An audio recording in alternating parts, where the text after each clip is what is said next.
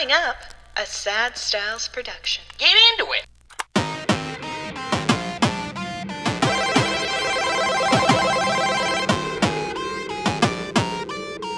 And welcome to the Retrograde Video Game Podcast, where this week we take a look at the worst year in gaming history. Wow. My name's Andrew Bascom, and with me, as always, is the bad boy of podcasting, Mr. Bebop himself. My Sochi Aaronor. My Sochi. Well, Sochi Olympics. Those Right. happened in 2014, the worst year in gaming history. God, they did. You're Yeah. right. Now- the greatest Olympics, which is ironic. Oh, the greatest Olympics of all time. Were they? What were your favorite Olympics? Atlanta, because of the bombing? Because the bombing, yeah, Yeah. we were so close. We never would have got the movie Richard Jewell if that never happened. I know. We almost got that fat fuck. I don't know why. We almost got him, and it wasn't him. It wasn't him. It wasn't him. But in my mind, it was. It is. What is that actor's name? He's Yes. been in Blackbird. He's been in Richard Jewell. He was just in this season 2 of The After Party. Yeah, and he just got cast as the lead in Quentin Tarantino's last movie. Really? Yes, The Critic. Good for him. Paul 'cause Hauser. He is unbelievable. Good poll, by the way. Thank you. By the way, just like listeners of our podcast must have picked up on the fact that Andrew just has this brain where the thing is, every time you do that, I'm assuming something is going missing in your brain. Every time. Oh my God, absolutely. My home phone number from when I was a kid is just right out of my brain. Yeah. Because Yeah, I remembered Paul Hauser, Richard Jewell himself. Paul Hauser, the Jewel Meister, and we're not talking about Adam Sandler and Uncut Gems. Yes, no. He's a real jeweler. We're not talking about Russell Oliver, local celebrity in Toronto. Sorry. Give me that guy. Yeah, with the hair. that's a very local reference. But local jokes get you local work. So And we are very local. We're very indeed. local, yes. No, I'm excited today. We're going to be talking about the worst year in gaming history. Now, okay, the way we're going to go about this is eventually we're going to be drafting a team of 6 games. 3 of those selections are going to be great games that we're going to try to pick for our own team. I want great games. Andrew, Want that's great games. all I want. Get my greasy little hands over all these dirty little games. Yeah. Smack them around a little bit. Yeah. Make them say poppy. Yeah, I'm a little truffle pig, and I've got the nose for good games. That's a good impression. Thank you. Truffle pig. Of a truffle pig. And then 3 of those games that we draft are going to go towards the other player's team. So we're going to try and sink the other person's team with bad games. Bad games. Which there are plenty from this year. There are plenty from this year. Now, a little bit of an exclaimer, I think. Disclaimer. Exclaimer. Oh my God. When it comes to video games, there's always going to be a few good releases. We were seeking the worst year that we could find. And sure, if you're really looking for a bad year, go to like 1908 because they didn't exist. That's a bad year. That's a bad year for But video you know games. what? There were no bad games. That's true too. So it's net neutral. Yeah, it's a very 50-50 year. It's very 50-50. This year, I don't think is the case. I think there's a lot of issues with the year 2014, and there aren't enough major releases.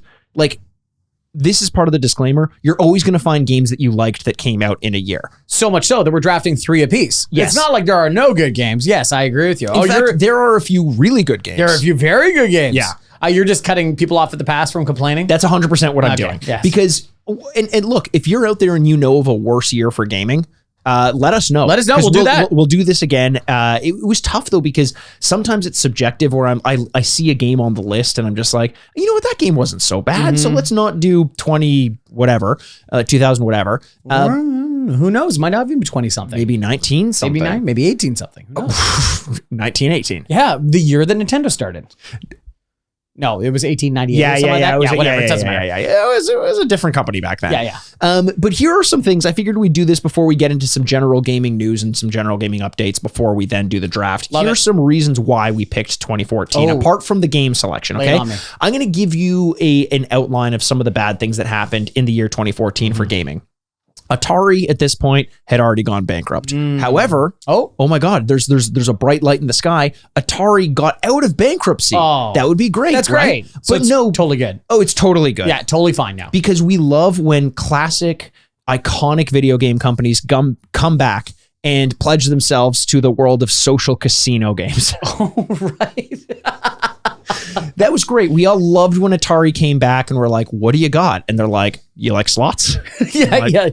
We need a way to make money fast. So we've also turned to gambling. Honestly, ahead of the curve. Yeah, really. Ahead of the Honestly, curve.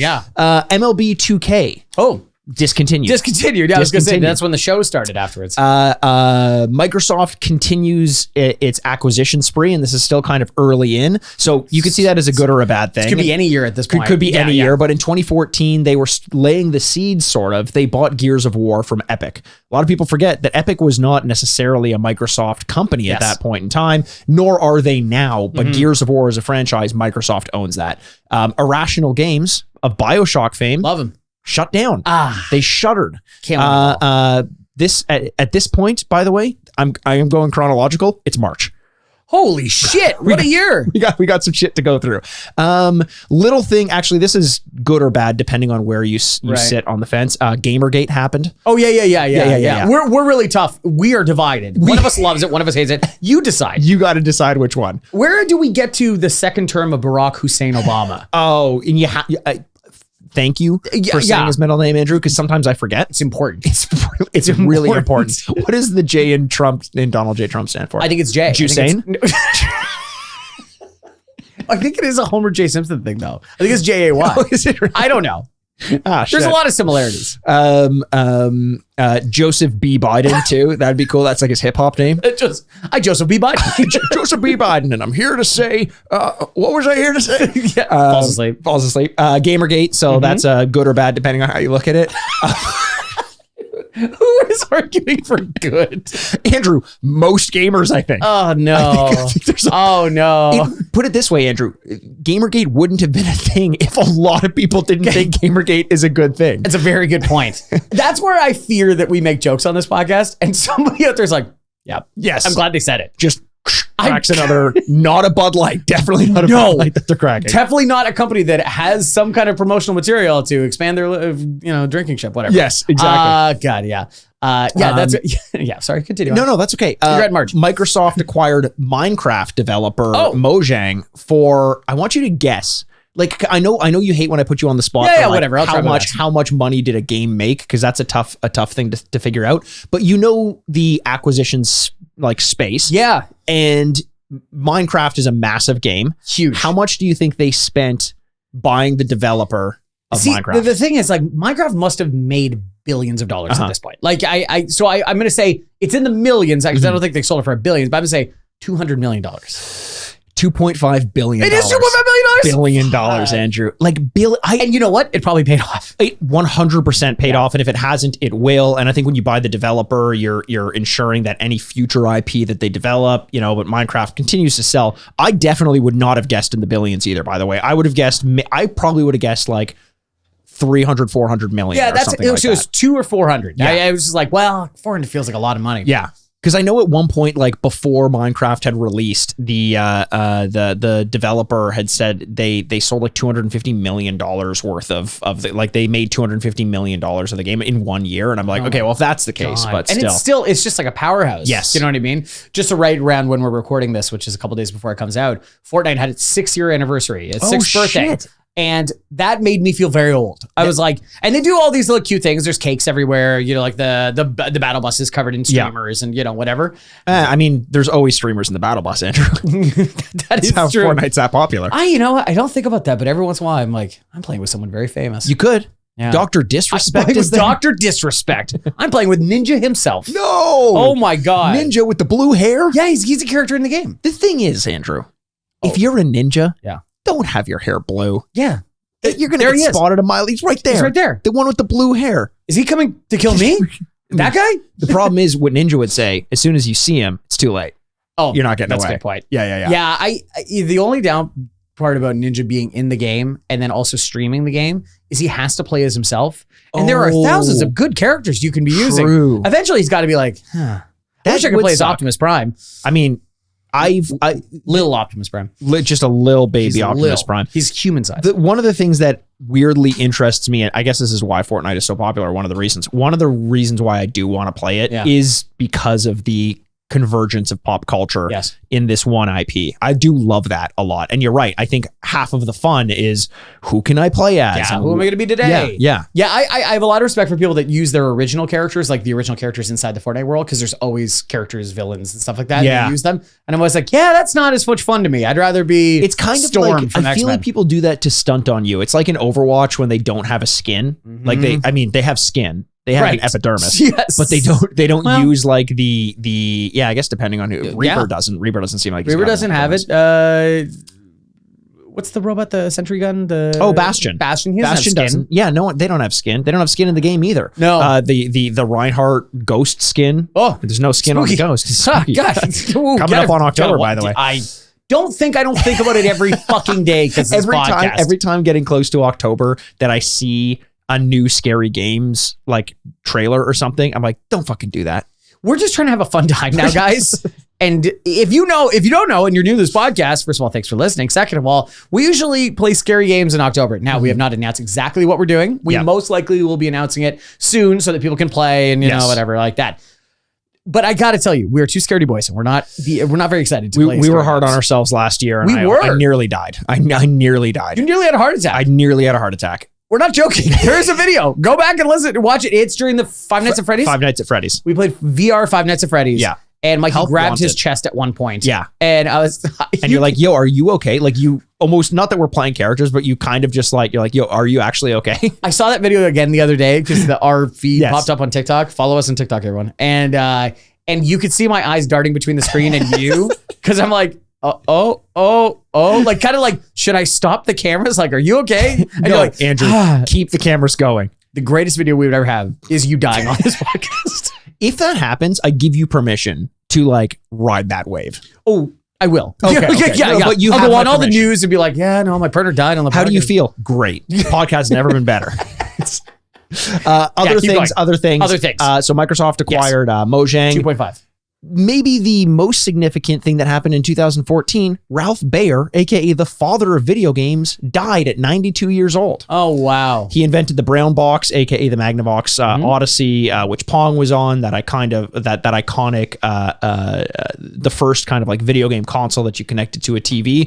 2014, just shitting all over the place. Bad year. It's a year with some great franchises that did come out, but they're always on less than ideal platforms, which is a big bummer. Yes, that is true. Yes. Tons of mediocrity, even in its best titles. You get a lot of like entries into a franchise that are definitely nowhere near the top of that franchise peak. The heart of the era of trying to capitalize on mobile versions and free to play and then pay to play. Yeah.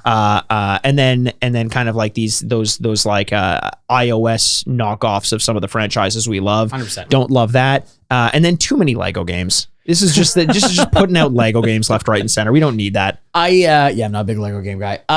It's funny when I Mikey and I are obviously not naming titles because we're about to draft them, so we don't want to give anyone a heads up or a little tip our cards. But at the same time, when I was looking up lists of all the games that have come out this year, and I was looking at ratings and scores, and I looked up sales, and it's just all iOS games, and you're like, True. fucking hell, It really gets in the way of trying to pinpoint what were the big sellers and what weren't. It's iOS and those free to play. There were so many of those. This is the era where it's like you have a franchise, reskin Temple Run, and just put it out there. Yeah, totally. Yeah. God, remember Temple Run? I do remember Temple Run. Did you like it? I played it enough. You know what my problem is with games like that? And I've always had this issue, including with like Tetris, because it kind of falls into the same trap, is the game is meaningless up until like 20 minutes into a playthrough. Yes. You know what I mean? It's Yes. like you get through the monotony of like, okay, clearly I'm not going to die in the first 20 levels. And then maybe I'll get close to where my record is. And that's the only time it gets exciting. Yeah. Otherwise, it's just kind of like you spend 80% of the time getting to the point of excitement. Isn't that the same argument for like Pac-Man? It is 100%. It is, and Tetris. And like Tetris, it is a very similar argument, and that's why I kind of struggle. Like I can't spend too much time playing those games because it ends up being, the better you get, it's 80 to 90% of the time you're spending playing it is not the exciting part. Yeah. Okay. That's fair. That's fair. So that's kind of like some of the reasons why we picked 2014. If you have years out there that we missed that, are not 2014, we'd love to hear them. I'd love to do something like this again. Before we get to the actual draft, though, there's a bit of gaming news out there in the gaming sphere. I want to give some updates on some games that I've been playing. I know, Andrew, you're busy with your commitment to Madden and your commitment to the NBA 2K franchise, which you love to support so much, and are just making strides in improvements in the fields that they're in, which is great. Okay, so LeBron James tweeted, what's the word now? Tweeted out? X'd out, crossed out. He crossed over. He did. To the other side. Yes. David Edwards. Another Paul Hauser, David Edwards. John Edwards. No, that was a politician. Were they both named John Edwards? Maybe. I think so. Or maybe John Edwards, the crossing over guy, became a politician. Didn't a politician have a secret family? That's why John Edwards. Yeah, that's what it was. He had a secret family and whatever. Yeah, it doesn't matter. Great people. Yeah, that's why it's surprising because most politicians are pretty good people. Yeah, you never I just think good people get into politics, and that's why our country's running so well. I think that's why when you find out they have a secret family, you're like, no way, a politician. I thought he was like Tiger Woods. Next time I'm going to find out that like a regional touring play of Beetlejuice, and you're going to get felt up and vape inside of it. Like, you got to be kidding me. Wait, what? Have you not heard this story? No. Holy shit. It is easily the funny. When I originally found out about it, I'm like, oh, that's disappointing. Her name's Laura Bobert, and she is a very loud, anti everything that's going on currently. Just doesn't like things. She was at a production of Beetlejuice, a touring production of Beetlejuice. Don't worry, she wasn't on Broadway. She's from Colorado. Okay, she probably hates New York, to be perfectly honest. Of course, and that's the only reason she never made Broadway. Yes, probably. Yeah. Well, she is in the theater and she is getting felt up and feeling her partner, not husband, is junk and vaping inside the production. And this pregnant woman that's behind her says, "Can you please stop?" This is all on camera because it's on like an X-ray, glow in the dark kind of camera here. And then eventually the usher kicks them out. And who is a sitting member of Congress? Oh my God. And when I first heard it, I'm like, oh, that's kind of a weird story. And then you see the video and you're like, holy God, they're really going at it. I gotta see that video. Yeah. It sounds hot. Hey. You know what? My girlfriend is very attracted to Beetlejuice as played by Michael Keaton. Well, I can't. Michael Keaton. Well, yeah. Come on. But like that? Yeah, he plays kind of a gross demon. Yes. Which makes me very self-conscious. Oh, it's because she likes you. Right. I shower like 6 times a day, though. You are kind of a gross demon, though. I am dead mentally for sure. I'm a very clean gross demon. Yes. You're dead on the insides. 100%. Yeah. If I say your name 3 times, you might, do something insane. Please don't. Yeah, no, I will not, Mikey. Just keep a count going. Yeah, no, it's the Beetlejuice part of it makes me laugh very, very hard. The Beetlejuice part is great. Also, what's a pregnant woman doing in Beetlejuice? That's the part you had a problem with? Yeah, it's her fault. That might induce labor. It's so entertaining. She's like, whoa. There is a part, because there's a part of the Beetlejuice musical, as far as I know, where there's crowd work. And so the Beetlejuice, the titular, the eponymous Beetlejuice will go out there and be like, hey, nice shirt. Where'd you get it from? Whatever. Roasted, man. And then he probably is like, yeah, your stupid haircut. And then he gets over there and goes, you're really going at it. Oh my God. You couldn't lay off the vape for 30 sucking seconds? 30 sucking seconds. I mean, that's what they were doing. Sucking on the vape. And hopefully only the vape. Only the vape. Yeah, no. We talked about Madden and NBA. Oh, sorry. Yeah. LeBron James tweeted out, X'd out, that crossed over. John Edwards, secret family, Lauren Bovert. That he's like, just one tweet. I really love Madden. And you're like, not a hope this was not paid advertising. True. This game blows. That's also. Does he tweet ever? He's a very online man. Oh, he is. Does he also have a tweet at one point like, "I love 7-Up"? Yeah, because yes, or is it Sprite? Which one does he like? Sprite. Yes, Sprite. The one I always think about is him posting just like he's like smiling in his pool in LA, and he's like got his hand on his head, and he goes, "God, I love my life." And the worst part is like, yeah, you probably do. It looks great. You've done very well for yourself. I bet you he doesn't love his life though. I don't think athletes who reach that level of skill actually are ever satisfied. You know what though? His sons are playing, like a couple of them are playing in like college ball. Yeah. He married his high school sweetheart. Yeah. He's making movies and stuff. None of them are good. I don't know. He's not bad in Trainwreck. And he's also not bad in Space Jam. Yeah. Oh, he's great in Space Jam. You saw Space Jam? He's almost as good as Bugs Bunny is in Space Jam. That's how good he is in Space Jam. Bugs Bunny is a legend. But hey, but that's how good LeBron James is as well. That's something. Yeah. There's not a hope you saw that movie. Andrew, I didn't see that movie. I'm so sorry. I saw it for the Clockwork Orange guys. Oh yeah, right. I heard they're on the sidelines. Yeah, but yeah, I do. I think he's got. It's not like Michael Jordan where he's just like, fuck, I got to kill everybody. Yeah. I think LeBron James is like, man, I am really gifted at this. I hope so. I hope they can find. I hope he's happy. I hope he's happy. Yeah, he deserves it. Well, you've been playing the Maddens and the 2Ks and supporting these very progressive franchises, which LeBron James loves. I've been making my way through some gaming as well. I realized it's been a few weeks since the release of, and it's crazy that this game came out and no one was talking about it. It must have something to do with, I don't know, Baldur's Gate and Starfield and all the other massive games that have come out recently. But there was some downloadable content that came out for Case of the Golden Idol. Lemurian Vampire, I think, is the DLC or something like that. Love it. You know how much I love Case of the Golden Idol. Our listeners know how much I love Case of the Golden Idol. It is a fantastic formula for a puzzle style game. I just need to get them to pump the brakes a little bit on the DLC. It's getting actively not good. Whoa. It's tough because what their mentality is every time they release a new DLC, they think they have to make it more complicated and harder instead of more elaborate and just different takes on what they've already given you. It would be like if every time you completed a Sudoku puzzle, the next time you played it, the Sudoku got much more difficult and had 20 extra cells. And it's like, no, there's something perfect about the number of cells that you have and the level of difficulty that you're playing at. I think that they would be better suited to just make some more creative puzzles with some more, and it's again, I've always, every time I bring this game up, I struggle with it because it's such a hard game to explain the premise and how it works. It is a puzzle game where you explore the environments, these tableaus of crimes or murders that have been committed, and you pick up clues in the form of words like verbs, nouns, all that stuff. And you essentially complete Mad Libs to solve the mystery of what had happened and who committed the murders and who everyone is in these scenarios. The ways in which you filled out that information and the puzzles that you had to complete in order to solve each stage in the main game were so much more varied. And the main game, is that what did it? Nope, I'm just saying that sounds a lot like main vein, and that is an expression that makes me laugh really hard. It sucks because like I don't want to give you credit for that, but it does make me laugh really hard. It does. I got to release the main vein. Andrew, that is funny stuff. That is. Where did you hear that? Probably like an older coworker, something like that. Well, got to release the main vein.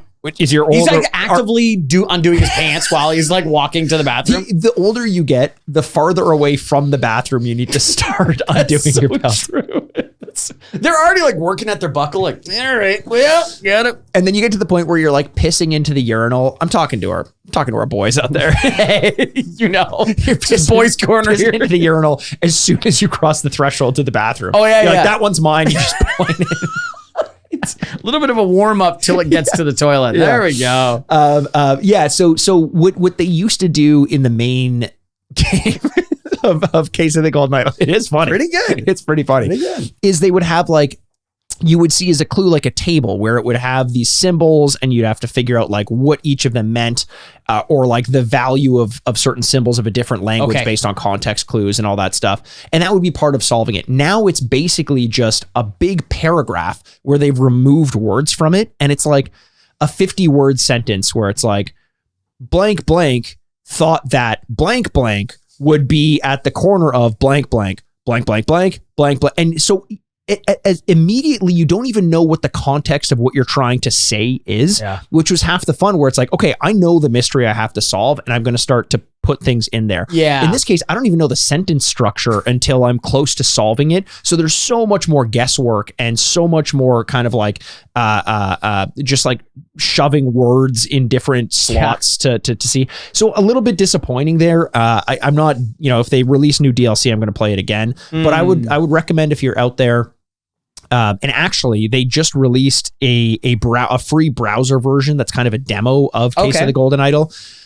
Please go play it because just because the DLC hasn't been quite up to the standard of the main game, it feels good to say, doesn't it? It feels great to say. Yeah. Just because it's not up to the standard doesn't mean the main game still feels good.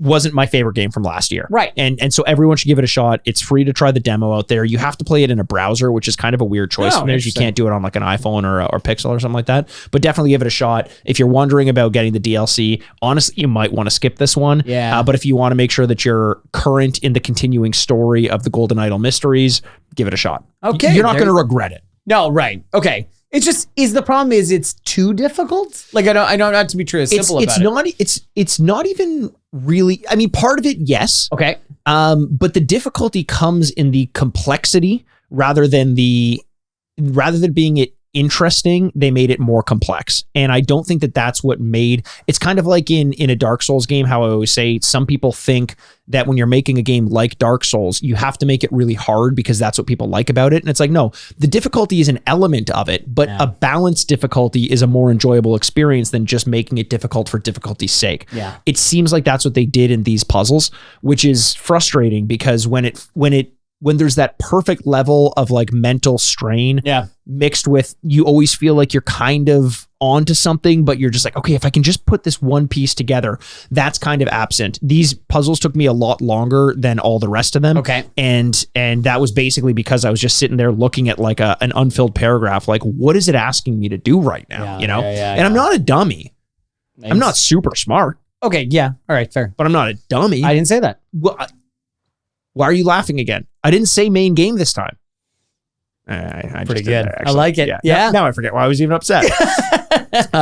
So yeah, that's Case of the Golden Idol. I just want to give a little bit of an update there. That's great. Yeah. There's some other games that I've been playing, but I will provide updates on those as we go. Another game that I'm getting pretty close to beating, Andrew, and I can't wait to talk about it on this podcast. I can't wait to hear about that. If you want a quick update on that on the games that I've been playing, maybe you can just find Andrew and I don't know if the listener knows this, but there was a pretty big thing in the news lately. All of our conversations that we've been having in private have been leaked on the internet. We're talking into microphones, Mikey. Yeah, but our emails otherwise. Oh, really? Like our emails have been leaked? Yeah. We accidentally uploaded our own correspondence, and people have just been skimming it for news, just like Microsoft. So, I know how Phil Spencer feels right now. Yes, Microsoft had a big leak. They had a big leak. Plumber. They should call a plumber. I know of a pretty good one. Who? It's a him. It's a him? It's a me? Mm-hmm. I don't plumb. Oh, no, not a you. Not a you. Not a you. Not a you. It's a me. It's a me and a Mario. So I just briefly want to kind of pick your brain on this a little bit. Please, at this point, we are almost a week removed from it as of the release of this episode. But when we're recording, it's still pretty fresh in our brains. Microsoft had to file a bunch of internal documents to the courts, I believe, in preparation for the merger or in consideration of the merger between them or the acquisition of Activision. They accidentally did it on a public court website. Yeah. So they like, it's all out there legally. We can all see it. There were a few kind of major stories that came as a result of it. Okay. And I don't know how much you dug into this, whether this stuff interests you very much. Well, I like leaks in general. Yes. Which is kind of like a dirty thing to really like. But I remember when the Sony hack happens, because of what was it called? The negotiation, the James Franco Seth Rogen movie, and they're so mad that North Korea hacked the servers. The interview. Thank you. Hacked the servers and released a bunch of stuff, and it made me. There's some of the stuff that came out was like. Not like, there's some like salacious stuff where like people don't like each other, whatever. But like the idea that they're like, okay, we don't know what to do with the 21 Jump Street franchise. Can we combine it with Men in Black? And I'm like, that's a great idea. Let's do that. Awesome idea. What do we do? And then now, or Jurassic Park and Fast and the Furious. And was that was a real thing? Oh my God. Can I read you? This is one of my favorite ones that came out of that one. Okay. Okay. It was David Fincher who was supposed to direct the Steve Jobs biopic. Oh, okay. Okay. Yeah. And so Amy Pascal, who was running Sony at the time, sends over a link to an article from like the Hollywood Reporter. Yeah. And it says Adam Driver to star in Star Wars Force Awakens, David Fincher out, Steve Jobs biopic. And she wrote, what the fuck? And he goes, yeah, I don't think Adam Driver's going to be good at Star Wars either. And she goes, that's not what I'm talking about. And I'm just like, man, David Fincher, that's a great answer. That's very funny. That's also throwing funny. Adam Driver right under the bus. Adam Driver's great though. Oh, yeah. Someone said Adam Driver is like if you tried to draw Keanu Reeves from memory, and I haven't been able to stop thinking about it. It's really damaging because it's kind of true. That's amazing. And you're like, oh boy. Yeah, sorry. Yes. Yeah, leaks can be salacious. They can be fun. Honestly, like people are really going at Microsoft as a result of these leaks. They're condemning some of the internal emails and thinking that their corporate structure or corporate mentality philosophy is just out to lunch. I don't know if this is just a result, like the loud voice of people who don't like Microsoft being loud, as is the case on the internet. You have this vocal minority of people who don't really know what they're talking about, just being very loud. But most of what I saw, if 90% of the companies out there had a leak this big, I think it would be much more damning and damaging to them. Okay. I don't think Microsoft comes out of this looking absolutely terrible. And here are some of the points that I kind of want to go through, and we'll give our opinions on it. Phil Spencer wanting to buy Nintendo was a big Phil Spencer is who? Phil Spencer is the head of like Microsoft games. Okay. So Xbox. Like he directs the all their progress. He's the one who makes all the calls. He's the one who's basically been in charge of all the acquisitions as well. Gotcha. He said in one of his internal emails that if Microsoft were to buy Nintendo, it would be a career moment for him. And all of the articles had headlines like Spencer bases his career around acquisitions. They're all dumbfounded by the fact that he would say something like this. Now, if you disagree with Microsoft acquiring Nintendo, I totally get it. Sure. I don't want that either. No. But are you kidding me to say that you don't think that would be a career-defining moment for you to buy, if you're a game company, the most iconic game company in the world? How is that not a career-defining moment? Yeah, I don't know. I don't know why. I don't understand the backlash. I don't know. I think it's just people trying to dehumanize Phil Spencer. There's a lot of people who don't like him out there, and you know, for some of the reasons would be because he seems to be more focused on acquisitions than developing the brand of Xbox itself. Okay. I actually think Phil Spencer, he's very well spoken. I kind of like the direction that he takes Xbox in. Xbox is massive right now, and a lot of their corporate plans of, you know, Game Pass and digital gaming and all that stuff, you know, he directs a lot of that. And I think he does as like someone who is high and in charge. And this public, usually they're a lot more detestable. I can name a lot of people in his position or similar positions that make that are worse people. Okay. He seems to be okay to me, and a lot of people just really want to shit on him. And I think it's just because of the power that he holds, and that's kind of what happens. It also could be that people are like, he wants to buy Nintendo? No. Yeah. I don't like that. And you're like, yeah, okay. I think that's more of what it is. Which I don't want to happen. We don't need like two companies in every field. You know what I mean? Like that is bad for us, all of us. You know what I mean? Sony, Nintendo, and Microsoft, keep them separate. I like that. I think 12 of them. Even more. Yeah. Let's go back to the Philips CDI. Let's get Philips back in game. Do it. It was such a good time. We should draft that year next. Yeah. I understand. Yeah. Well, this just in, Mikey defends Microsoft against the many people. It's funny. But there is this element where I'm like, I can't believe I have to defend Microsoft right now. I don't really feel like anyone needs to do that, but it's just this weird, you do get a lot of opinions from people who, you know, it seems clear they're not focused at all on the fact that Microsoft is a business. They're not doing this just so that we can have fun playing their games. That's not how the world works. And some people seem to be willfully blind to that. Yeah. Including the way that like Phil Spencer speaks to his team internally. He sent an email out after Sony announced their pricing structure and the specs on the PlayStation 5. And he's like, you know, we've been ahead of them on pricing and specs for the last few generations. Yeah. He woke up and he sent he saw the news and he sent an email to his whole team. And he's like, I know we haven't won yet. We have a lot of work, but I think we have a better product. I think we have a better pricing plan. And I feel really good about today. And people were like, oh, he's so cocky. He thinks Xbox is better, blah, blah, blah, all this stuff. It's like, if your boss just sent you an email like that out of the blue, like, hey, everyone, great, we're doing great. Thanks for your hard work. I feel good about the company, and you're shitting on that. Like, come on, man. I like, if that's the stuff that we're choosing, it could be so much worse. I think, you know, they're in a very weird way in the celebrity thing. Ashton Kutcher and Mila Kunis wrote a letter of support for their former co-star. I saw that. Danny Masterson in his rape trial. Yes. One of many, when she's been sentenced for 30 years. Yeah. And then it came out that they supported him and wrote to the judge about it. And then afterwards they had to go, well, no. And it's like, you're not apologizing. You just got caught. 100%. Like, that's it. You don't care. That's so tough because like, I'm sure they have a personal relationship with him and his family. Yeah. And they're all leaning on you to, he's going to jail. I don't know what I would do in that situation. That's the thing. I have no idea. See, like the answer is yes, try not to support the person that is clearly guilty and going to jail. 100%. Yeah. Absolutely. But you start going like, okay, if it's your best friend, you're like, right, okay. Like, yeah. You're like, what is the point of friendship? Like you seem pretty okay with all the like hidden bodies in my condo and stuff. And you stopped calling me out on it. Mm-hmm. And I appreciate that. Yes. But I'm not going to say when. Okay. If I get caught. Because I don't know who's ever going to find out about it. Right. Would you write a letter to my judge saying, like, what would you say in that letter? I would say, be sensitive. He is a nice boy. You're right. I am. And that's it. I mean, what about like my sense of humor or something like that? The judge may like comedy. Don't worry. He likes to make jokes.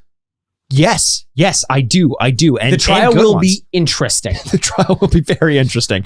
And now, what about if you were to compare me to like a famous stand-up comedian that the judge, so he knows my sense of humor, right? What would you? Robert De Niro in King of Comedy. This Andrew. This I like. Yeah, this is pretty good, right? Yeah, you nailed it. That's exactly. I do have a mustache too. Yeah, that's true. Man, that movie's good. I got to rewatch that one. It's been a long time. Yeah. Well, Scorsese coming out with a movie in a month and a bit. Killers of the Flower Moon. That'll be a nice reprieve in October when we're like, you want to just talk about the movie? Yes. We're just shaking and shivering from all the scary games we played. So many scary games. And you may call the games that came out in 2014 scary because they're bad. And bad games scare me. I'm excited to do this, Andrew. It's a flip on the formula that we usually do. We usually take a great year and we try to draft a team of the best games from that year. We tried to challenge ourselves in this one by taking the worst year we could think of and draft a good team. But then we got a little bit more in the weeds and we said, what if we tried to sabotage each other's teams by drafting games that the other person had to pick in part of their team of 6? Yes.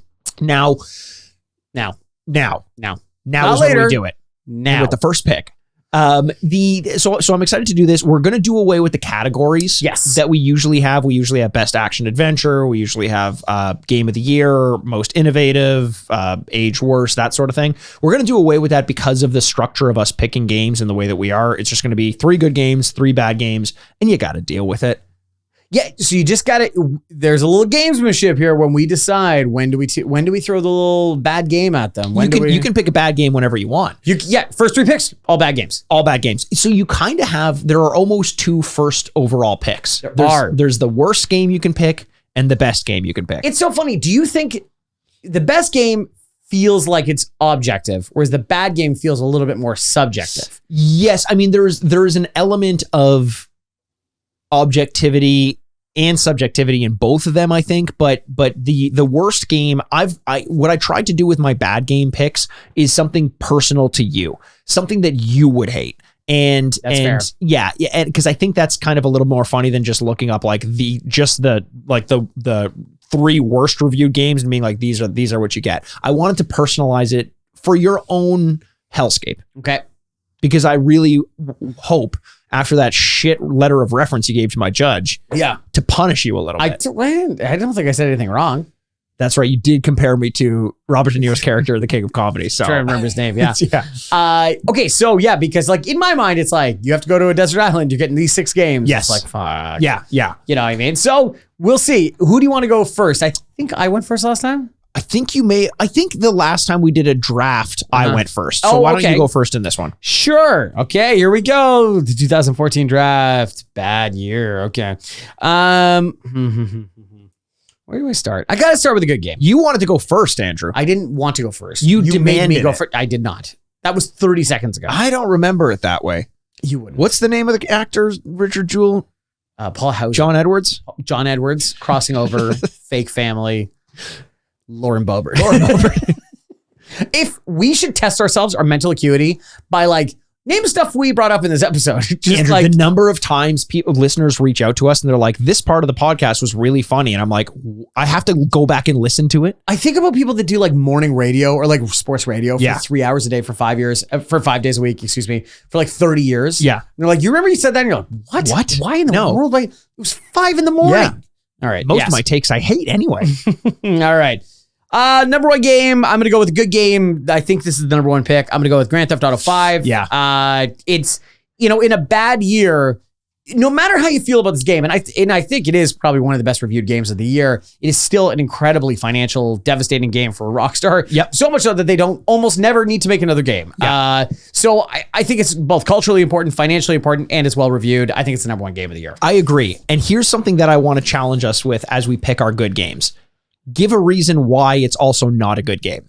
Oh, okay. Because I think I didn't even think about that until now, but I can think of one of the reasons GTA 5 isn't a good game. I think it's been too successful. Yeah. And your Rockstar has not had to make a game. This is 2014. Yes. This is the last It's coming up on 10 years. 10 years since they made a Grand Theft Auto game. Yeah. That's not good. Grand Theft Auto games are good. People want to play them. There's an appetite for them, and it's going 10 years in between games. Yeah. It's because they're milking you like little rats. Little rats. Oh, you little rat boys. Why are you milking rats? You never saw the Simpsons episode where they're having rat milk? No. Okay. I'm sure I have. It's so funny. Explain it to me. Okay, so Fat Tony, the mobster. Okay, I'm just going to hit fast forward here for a second. So, And, that is actually pretty funny. It's really funny. It's not quite as funny as Drain the Main Vein, though. Oh, that's pretty good. That's pretty good. So easy number one pick for me, GTA 5, but I think it's been too successful and has kind of hurt video games as a whole. Yeah, I agree. I mean, it hasn't hurt Rockstar. No, but like those microtransactions, people are like, hey, look at this. Yeah. We got 10 years out of it. And I guess the other argument would be people would look at us and be like, shut the fuck up. I play this game and I love it. I love playing this game. Which is, I know. But would you love playing another Grand Theft Auto game? Or you have to imagine they Bully 2? Bully 2. Okay, I'd play some Bully 2. Mostly they're talking about Grand Theft Auto 3, Red Dead Redemption 3 after GTA 6. I mean, yeah, but it'll be 20 years from now, Andrew. I know. I'll be on the PlayStation 12 by then. It'll be so great. Or the discless Xbox Series X that Phil Spencer was talking about in his emails. Or whatever that Elon Musk thing where you put a chip in my head and it's killing all those monkeys. Neuralink. That thing where I only chose sick monkeys was the funniest thing I've ever seen. What he said? Yes. No. He was trying to justify Elon Musk, smartest man in the world, modern day Tony Stark, is the Neuralink, where it's a I don't actually know what it's supposed to do, but it's a chip in your brain. It's a chip in your skull that interfaces with your brain directly, like not through a screen, Oh, so you can just see things, or it's more to reconnect. I was gonna say see things with your eyes, and I'm like, okay, that's solid stuff, Andrew. Way to go! I'm the Tony Stark of our time. No, things like if you have like a limb that doesn't work or something like that. You can like reactivate or that sort of thing. So there's a rumor that went out that it was killing a bunch of monkeys, the ones that they were testing on. Oh shit. And the justification was that they've only chosen terminally ill monkeys. so them dying is a good thing. That's it. No. They didn't want to be here anyway. Once we started boring holes into their skulls, they didn't want to be here anyway. I just imagine a monkey putting out a cigarette as a monkey in a white lab coat and a big silver thing on his head obviously goes, it's cancer, it's terminal. And he goes, shit. And he puts it out and he goes, can you make my last few months absolute living hell on me? He's like, you got it. Oh man, yeah, the world's going to hell. Yeah. Or not? Who knows? Maybe this will be great. I know. Okay, I'm going to go with another great pick because I feel like if I don't pick this one right now, out of spite, you're going to pick it. It's my favorite of the franchise. Shit. Even though I don't think a lot of people agree with me on that one, the game that got me into the FromSoft genre or kind of style of game more so than the first in the series, it's Dark Souls 2. Yeah, I was 1,000% going to pick that out of spite. Yes, I knew that. Because I've never played the game, but I know Mikey doesn't shut up about it. And why would I? It's fantastic. Well, there you go. See, exactly. So if you did not choose that, I was going to choose that with my second pick as a good game. I knew it. Because in my mind, there's a lot less good games. There are. You start to get games which are just that good. But like in other years, we're picking bangers until the very end. This really are. You can get some niche ones. Pretty much every game after this one on the list, I can pick a reason why it's not actually that good. Yeah. But Dark Souls 2 is the reason why I think a lot of people would consider it not a good pick and why 2014 continues to be a bad year in spite of this release is they see this as the low point in the franchise, Dark Souls 2. I actually disagree. I see it as the high point, but they did change a lot about the formula, and then they changed back in Dark Souls 3. I think the low point of the franchise is Dark Souls 3, to be honest. Ooh, It's a good game. It's a good game, but it's not as good as 1, and 2 is the best. Well, there you go. Yeah. I'll let Mikey at Retrograde Mikey, everybody. Okay, so for my second pick in our 6 rounds that we're gonna do, now it gets a little tough because I have a few bad games that I'm like, okay, was Mikey gonna take this? I know. Do I get this out of the way? Because I have a handful of good games, but in my mind, they've all flattened out a little bit. Yes. And so I'm like, maybe I'm gonna hold off on that. I'm gonna give you a bad game. Okay. I'm gonna give you a game that you have to play. Okay. I'm going to give you Five Nights at Freddy's 2. God damn it. I knew you were going to fucking do this. A game that nearly killed you last year. I'm going to make you play it. Yeah, that's a personal hell that you've just given me. I don't want it. I don't want this on my team. Yeah. And by the way, Five Nights at Freddy's 1 and 2 came out this year. Yes. 1 and 2. What? 1 was in August and 2 is in November. Yeah, I don't understand how that works. Now, counterpoint. But they're clearly so technically developed and a beautiful game. Oh, yeah. So you kind of go, man, how did they do that did they twice pull in it one off? year? How the fuck did they pull off this stagnant image of a rundown security office? They're like the Irish twins of video games. The Irish twins. You never heard of Irish twins? Are you talking about Boondock Saints?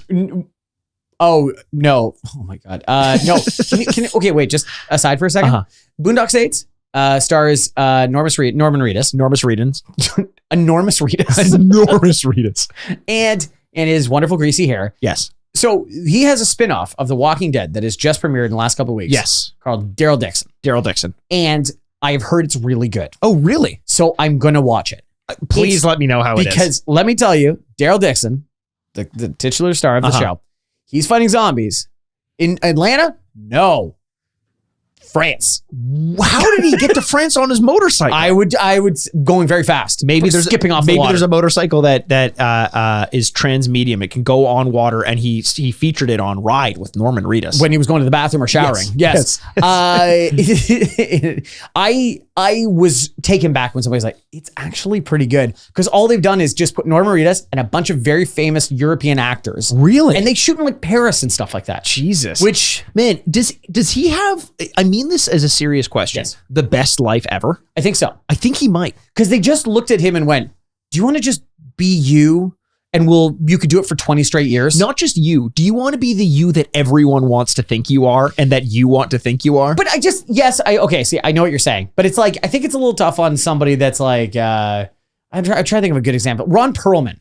Seems like a very like analytical, like he reads a lot and stuff like that. And they just want to cast him as bikers, monsters, whatever. And he's just like, oh God, here we go. Whatever. Norman Reedus is like, oh, you showed up in costume.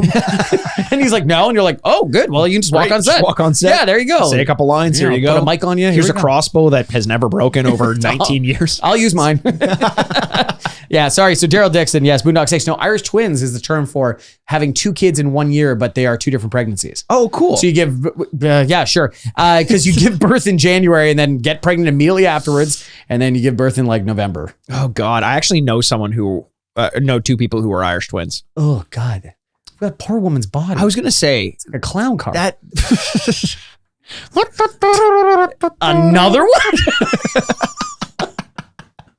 He's there, DJ Khaled. Yeah. Another one. Yeah, thanks. Thanks. Yeah, thanks. So my second round pick is Five Nights at Freddy's, which I will be playing. Okay, Andrew, I got one for you. Uh-oh. This is a bad game. Imagine one of your favorite games of all time. Sure. Sounds pretty good, doesn't it? It sounds pretty, yeah. I mean, you want to sit down and play one of your favorite games of all time. Well, yeah. There's obviously no trick here. A game that you can replay over and over again. I love that. Tons of design elements. Oh. A little bit of a sim element. Yeah. You're like, yeah, just sit this down, inject it into my veins. Yeah, I love this. Don't inject it into your veins, Andrew. Oh, no? Inject it into your phone. Okay. Take away all the fun and add microtransactions. I'm giving you Roller Coaster Tycoon for the iOS game. This is something I think I downloaded. No, yeah, because I was like, oh, sweet, Roller Coaster Tycoon. What the fuck is this? Yes. Oh, what a nightmare. That was the whole thing of microtransactions is strip away all the fun and add the fun of paying for things that don't actually matter. God, here, I'm writing it down. Roller Coaster Tycoon for the iOS. Ugh. Yeah, okay, yeah. That got a 35% on Metacritic, though, so that's good. Awesome. That's great. Yeah, I did write down a few Metacritic scores. Yeah. Okay, fuck. Redeeming quality, the clowns. You can kill a ton of clowns. It's a reverse Ted Bundy situation. No. John Wayne Gacy. It's a reverse John Wayne Gacy. You may know the names of politicians and actors. I know famous white men that have killed a lot of people. don't step on my corner. Oh God. Did he ever get felt up with Beetlejuice? No? Okay. Nobody buries people under his floorboards. Yeah. He probably copped the feel when he was doing it. Oh yeah, no. Like, no. He definitely. Oh, I'm so sorry. Sorry about that. Sorry about that. Not sorry about that. Scooch by. Okay, so Roller Coaster Tycoon for iOS is your second pick. Giving it to me. Okay, so we both went bad there. That's interesting. We both went for bad games. I'm gonna go with a good game next. Okay, because I think this is the next, possibly last, very good game. Not true. There are other good games. At this level, I don't know. We'll see. Okay. I'm gonna choose Mario Kart 8. Okay. And because it's a very good game and I loved playing it. I got there very late on it too because I only got to switch. Why? What's wrong? No. What the fuck are you smiling about? No, it came out. You're right. It came out in 2014 on the fucking Wii U, Andrew. Good luck trying to play that game now. It's a great game. No, you are right. Perfect. Impossible. No, stop talking. Stop talking. Do you know anyone who had a Wii U? No, I don't. That's the thing. No. There were a few. I knew a couple of people that attended Wii U. But yeah, where they their degrees useless. I just remember trying to grab like every pencil was shaped and designed like one of the nunchucks, and you're just trying to draw with it, and it just never quite registered what you were trying to do properly. It was clearly already outdated by the time it came out. Yes. Yeah. Mario Kart 8, great game. Obviously, everyone still loves it very much, talks about it, still plays it. I play it all the time still. So on the Mario Kart 8 is what I'm going to be choosing today. Thank you very much. That is my time. Thank you. I see my time. If that's your time, I'm already running. Now it's time for me to talk. I had that on my list, and when I was thinking about games to do, I'm like, I cannot, in good conscience, pick this game that came out on the Wii U. I just couldn't do it. I couldn't do it. No, that's fair. But it is, I think, like, do you remember the first time you played a Mario Kart game in stunning high definition quality on a 4K TV? Yes. It was fucking It was brilliant. At your place. Yeah, that's true. It was at your place. It was, what a cool feeling. Yeah, very cool. It was really, really cool. So Mario Kart 8. I did it. I did it. You did it. It is a great pick because it's a great game, but that's the caveat that I don't know how good it actually is because you have to play it on the Wii U. So you say there's more good games left, eh? Yes. Oh, interesting. There definitely are. Okay. In fact, there are so many that I could pick a decent team of 6 from now on. And it's I'm gonna pick another good game. I almost don't want to because I doubt the games that I have are on your radar if you're not picking them. A game. Okay, this is the one I have to pick because it was long lasting. It spawned a sequel, made a ton of money. It's Destiny. Yeah, Destiny is a game that when it came out, I actually disliked it. So I feel bad.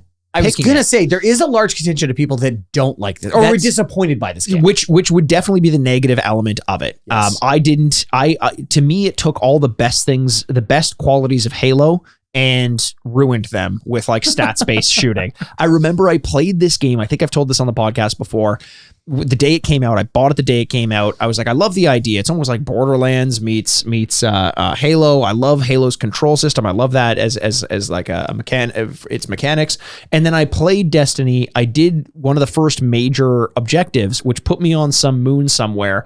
And when I got to the final boss, which is after like 3 hours of a single campaign, it was a giant floating orb that just moved around the level that I had to shoot for, I think it took me like 40 minutes to beat this thing. And it was such boring character design, such boring encounter that I was like, I don't think I have this in me anymore. I can't play this game. I actually played this game with local Toronto legend Jesse Borg. Yeah. Because he really loves this game. I remember you saying that. Yeah. He really loves this game. It's not for me. I do understand the appeal of it. And so I understand why it would be, taken in the top 4 of a good draft for video games this year. It just feels like it's done too much to leave it out of the top few picks. Yeah. So that is my pick. Yeah. No, I agree with you. So, okay, that is your second pick. So we've taken 3 good games. No, that was our third pick. I'm so sorry. That was our No, that was my second pick. This is your third pick coming up. No, because you gave me Roller Coaster Tycoon and you. Our third game, but like in terms of picks that we've taken. Yeah. Okay. All right. Just a recap. No, yeah, just to recap. Just to recap, I have Grand Theft Auto 5 and Mario Kart 8. Yes. And then I've given you Five Nights at Freddy's 2. Yes. Okay. Just recap. No, thanks for that. Yeah, no problem. Okay, gonna give you a bad game. You're a bad boy. Gonna give you a bad game. Ooh, don't bury me under the floorboards. Okay, I'm gonna give you a bad game. There's just kind of no way around this. Okay. It's just bad. But it's of a universe that you really like. Okay. So that's got that going for it, which is really good. Okay. I'm going to give you Transformers Rise of the Dark Spark. The approval ratings for this version average between 60 and 30% at Metacritic. Reports in the 40s. IGN gave it a bad rating due to dull and bland design and a complex story that was a total absence of multiplayer support at all. Jesus. I don't need a Transformers game I don't think there's ever been a good Transformers game. Okay, can we talk about Transformers in general? Sure. Are you going to... The robots in disguise? Those are the one and the same. Yeah. Are you going to rise with the Beast when it comes out in VOD? Are you going to watch that Beast Rise? I don't think I need... Listen, I'm down I do that every morning. I release the main vein. Andrew. I mean, it's still pretty good. Right? It's still pretty good. Yeah. I'm down with Beasts. Mm-hmm. They're cool. Yeah. As long as they rise over there. I don't rise into my life. I don't need them. It's a complicated argument you're making here. It's true. It's just, what does it do to our children? Yeah. Right. To see these beasts rise. Yes. They're going to see these beasts rising. They're going to see all these beasts rising. Honestly, I'm not going to buy it. Did you like Beast Wars when we were growing up? No, Beast Wars, it was a pass for me, dog. I liked Beast Wars. Yeah. And I don't understand this like whatever this Michael Bay design for Transformers is they decided on 20 years ago. Yeah. I don't like it. It's too real and weird. It was very cool when it first came out. Yeah. No, inarguably, the first one was very cool. I didn't like it. No. Even as a kid. When I was in university, it came out. And I remember going to see it with my friends and everyone loved it. And I was like, I don't like it. You're like, I want to see Francis Ha. Okay, I did, and it's a good movie, so watch your fuck. That was a good pull though. That's a good reference. No, I just didn't like Sam Woznicki or whatever the hell it was, and Shia LaBeouf and Megan Fox and all these great actors that are in that movie. Actually, I shouldn't joke. The leads are always garbage, and then they surround them with like Stanley Tucci and a bunch of like actually good actors. Buzz Aldrin's in the third one. Oh, was he really? Yeah. Also, I don't hate Shia LaBeouf as an actor. I think he's interesting. You know what? Did you see the new Indiana Jones? No. Okay, is he in it? No. Oh, okay. I am going to spoil an absolutely non-consequential part of the story to you. But do you know how they explain that Shia LaBeouf is not in the movie? He's dead? Yes. Whoa. He died in Vietnam. Wait, what? The movie kind of offhandedly addresses that Indiana's been going through a rough time because Mutt died in Vietnam. Oh my God. And it lasts 7 seconds, so you might not miss it. Like my player one was kind of like, wait, what? I was like, why not? They should have said he got crushed by a rolling ball. Like that would have been amazing. Very funny. I think the idea that like maybe I don't know, whatever, a heist or whatever they do like went bad. Sure. And then he's like, yeah, I don't know if I should do this anymore. He got stuck in a fucking temple. Like he didn't make the trap door and he rotted in there. He's telling someone new terrifying. where he goes, we went to the temple and he died. And they're like, what was the temple called? He goes, the Temple of Doom. And you're telling me Mutt died? Yeah. Who would have seen it coming? What was the name of the temple? Myanmar. Got run over by a tank. by big smooth sphere, you mean a tank? Yes. I can't keep that within me anymore. It's out there now. No, not me anymore. Myanmar. Oh, it's Myanmar? Yeah. Okay, good. Yeah. That's what it's called anywhere. He was trying to steal a golden idol. He was trying to steal their freedom. I thought that movie was going to... By the way, the movie's not awful. I think it's because it was financially disappointing. That's a very weird thing with movies these days where it doesn't do well and people are like, oh, the movie sucks. Yes. You're like, well, those don't always mean the same thing. For sure. And the idea that... I thought they were going to address the idea that like we have kind of revisited our thoughts on taking... artifacts from other countries and going like, maybe we shouldn't, because Indiana Jones' big thing is it belongs in a museum. Yes. A British museum specifically. So whatever white country we want to bring it to, that's the museum it belongs in. I thought there was going to be a moment of like, it belongs in a museum, this country's museum or something. The Museum of Natural History. And the most like tepid applause. Okay, yeah. Right. Okay, very good. Now I feel good about watching this movie. Exactly. All these movies that I loved. Yeah. Yes. So there you go. Transformers Rise of the Dark Spark. Rise of the Dark Spark. I don't need it in my life. I probably won't play it, but it's probably better than Twisted Metal. ChatGPT didn't exist in 2014, but by that title, you would never know. Rise of the Dark Spark. Yeah, they're just like filling out a Mad Lib at that point. We need a noun. Spark, sure. Okay, so I'm going to go for, I think I'm pretty confident that my next pick for best game of the year or good games, I don't think it's on your radar. Okay. And I'm going to stick with bad games to give you. Now, there are a lot of bad games that I can give you. And I honestly, the more I got this list going, the more I was like, I should probably give you 6 games because I think I could give you an awful game or an awful team like this. I'm going to go with a game that actually led to the closing of a game company. Murdered Soul Suspect came and went, and the look on your face. Murdered Soul Suspect. Yeah. It was a game that came and went. It was around the same time as I think like The Evil Within, and it was just a game that looked pretty generic and was pretty generic. I think you were murdered and were a ghost, and then were investigating your own murder. Holy fucking shit! I thought that's what it is. I'm like, yes, it couldn't be that. That's actually what it is. Soul Suspect. We gotta hunt a ghost. Wow. Andrew, you got it. Oh my God. Or in this case, the ghost is hunting you. Yeah. But it led to Airtight Games shutting down. So, what's cursed? Take all the bad reviews. That Transformers game probably had shitty reviews, but I bet you it made them money. Murdered Soul Suspect lost them enough money that they had to shut down the fucking studio. So, deal with that. Okay, because now I feel bad because I'm going to give you another bad game. Oh, I don't want it. No, it's okay. If you feel bad, don't give it to me. No. It made me laugh. Some of the reviews made me laugh really hard. So I clipped a couple of them. This is amazing. I love this. I clipped a couple of them. For this game, Game Central wrote, the very worst game in the lineup was this blank game, which is so unspeakably awful we couldn't even force ourselves to play through the whole demo. Whoa. Okay? What? That's the demo. Okay. Don Sass of GameSpot called the world more bug-ridden than a tunnel from Indiana Jones and the Temple of Doom. That's a pretty good one. It is Sonic Which Boom temple? Myanmar? Rise of the Lyric. Oh, Sonic Boom Rise of the Lyric. Fucking hell. Sonic is one of these wonderful Sonic games, Mike. I don't understand how there are so many bad Sonic games. Like, you know how we look back on Mario? Yeah.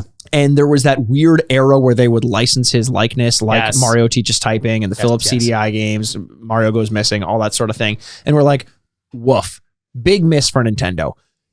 Sega just kept on doing that into the 2010s with Sonic. They can't get anything right, it seems.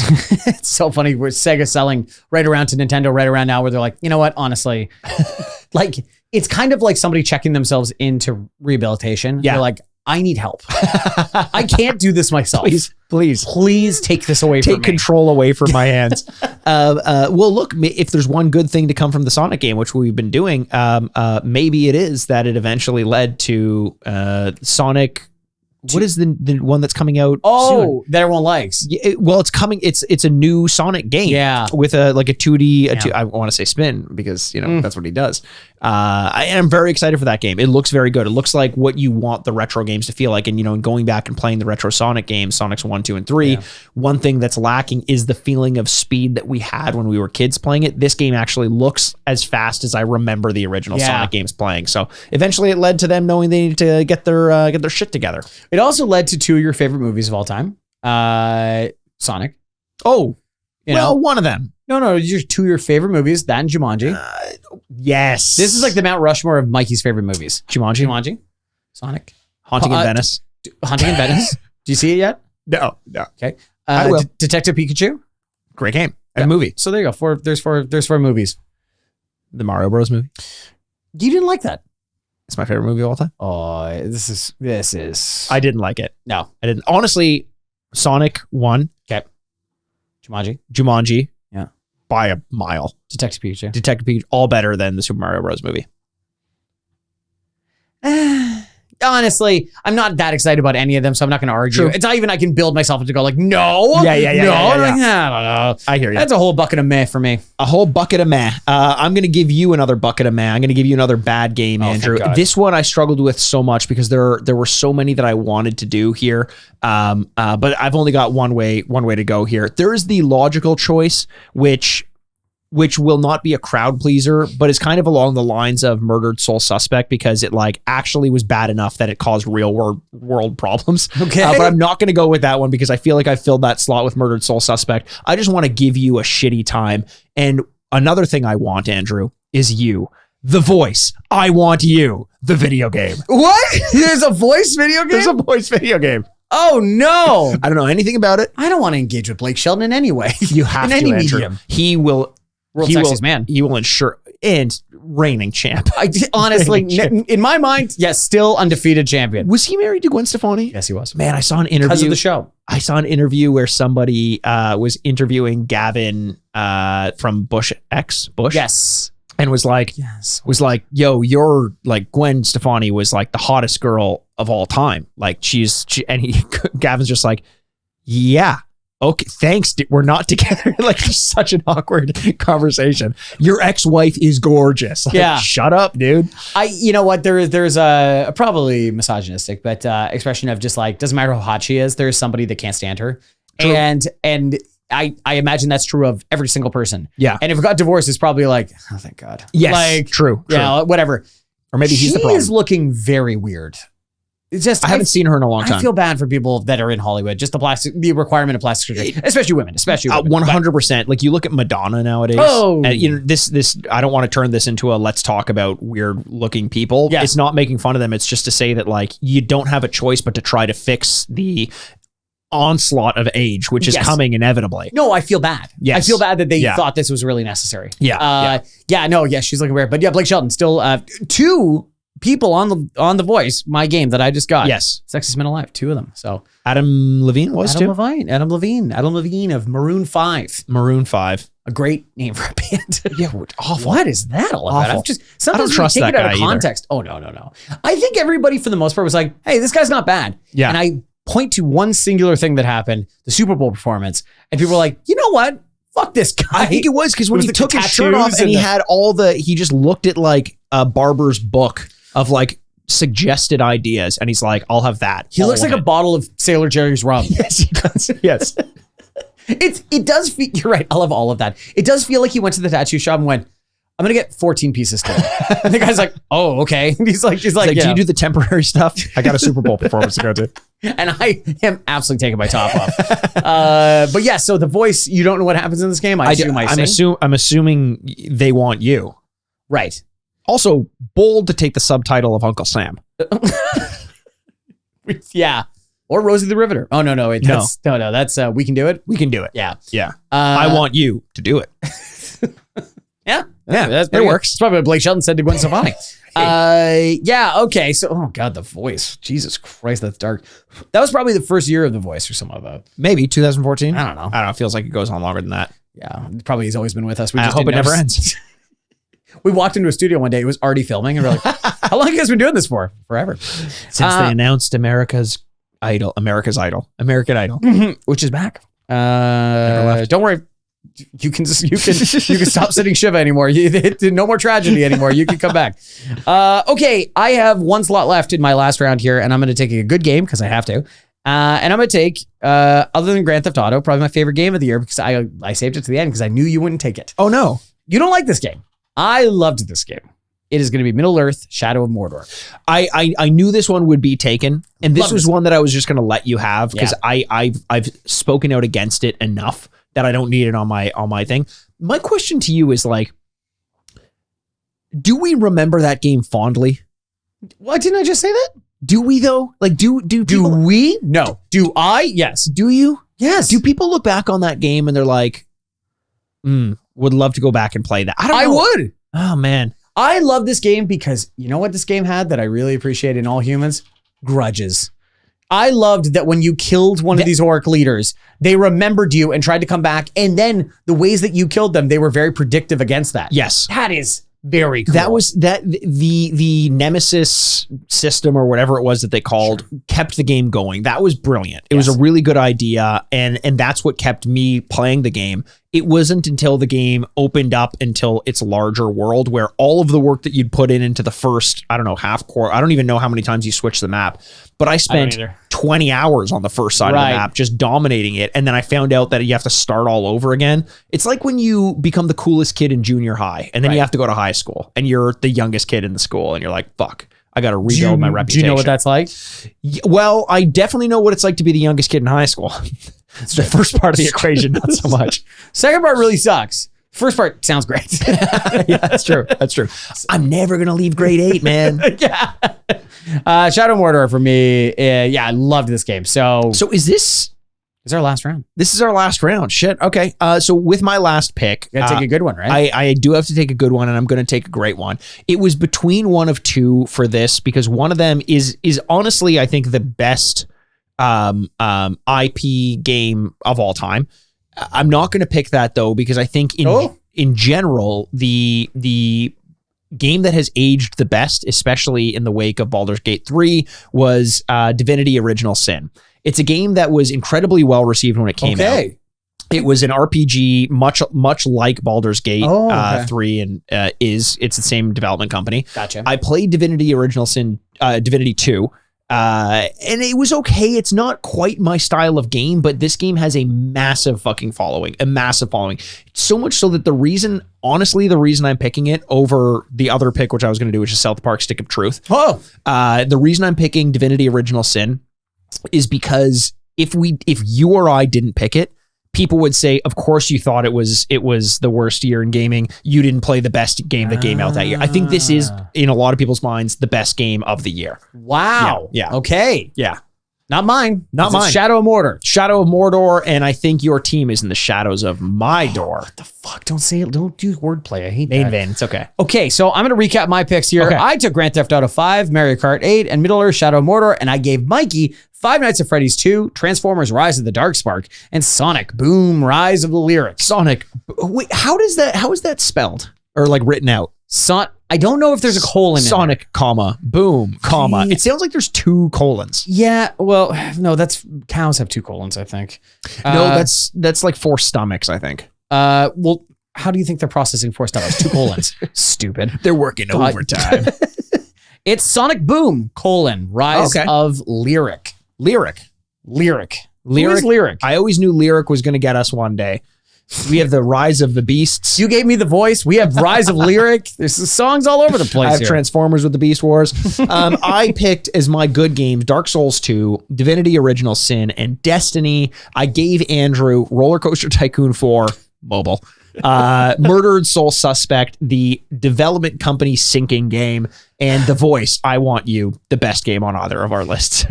The Voice, I Want You. Wow. Have you ever seen a second of The Voice? No, literally I've never seen a second of it. I like the idea that The Voice, I Want You, if it came out on like the Wii, you know how the Wii had like a bunch of peripherals? Yeah. You had to tape the Wiimote to the back of your chair and in order to select someone, you had to like spin around. The only part of that show that I know is that you have to listen to them blindly. Yeah. And then turn your chair around when you want them, or I guess want to see them. I think when you want them. Yeah. When you want to see them on, like, that's I want you. That's why you put the Wiimote on the back of your chair. So it knows when you're spinning around. Yeah. But that only feels like that's the first couple episodes. And then you got him. Then every conversation they have, they're just talking to the back of a chair. Like there's some fucking king in the. Well, now it's time to talk. Century. And just spins around. Yeah. Gwen, I'd really love some advice. Nope, not turning around. No, not gonna happen. Sorry, babe. I liked doing it this way. It's kind of fun to like sewer the other person's team a little bit. Maybe even incorporate some of that into our future draft. So if you have any years out there that you think are worse than 2014, I want to hear from you. I want to know why and what you think the worst games are, and if you have any of the best years that you want to see, and your biggest fears, and also what you're wearing. Yes, and what you're wearing. Yeah. ASL. Age, sex, location. But yeah, we want to keep doing the age and location. Sex? Yes, please. Is okay. Yes. So if you have any more years, please let us know, because it's kind of fun to look at the bottom half too. Yes, and look at these games. It really is. Yeah, a lot of fun. There's definitely more games out there. So please let us know. And until then, we love every single one of you, and we can't wait to talk to you soon. My name is Andrew Baskin. With me, as always, is the bad boy of podcasting, Mr. Bebop himself, Mikey Aaronworth. This is the Retrograde Podcast. Game over. How to go drain the main vein. I got to start undoing my belt right Nice. Okay, yeah. I'll start now. Furnished by Sad Styles Productions. What did you learn from the WikiLeaks? now. That honestly, if you help Russia, you can get away with anything. Yeah, okay. Well, fair. Yeah. Start the episode.